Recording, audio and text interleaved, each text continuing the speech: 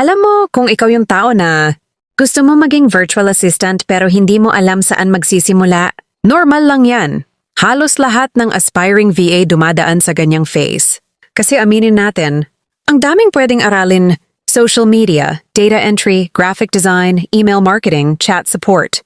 Tapos ang ending, wala kang masimulan kasi nalilito ka kung anong niche pa talaga para sa'yo. Ito ang advice ko sa'yo bilang dumaan din ako sa ganyan na nalilito at di alam kung saan magsisimula. Huwag mong aralin lahat sabay-sabay. Mas lalo ka lang ma-overwhelm. Ang gawin mo, pumili ka muna ng isang skill lang, isa lang, kahit hindi mo pa sure kung yun na talaga. Kasi habang ginagawa mo yon, doon mo malalaman kung gusto mo ba, kung para sa'yo ba, at doon ka magkakaroon ng experience. Hindi ka magiging ready kakaisip. Nagiging ready ka habang ginagawa mo. Kaya kung gusto mo talaga maging virtual assistant, huwag mo hintayin na confident ka bago magsimula. Magsimula ka kahit di ka pa sigurado. Yung mga VA na kumikita ngayon, hindi sila mas magaling sa'yo, mas nauna lang silang kumilos.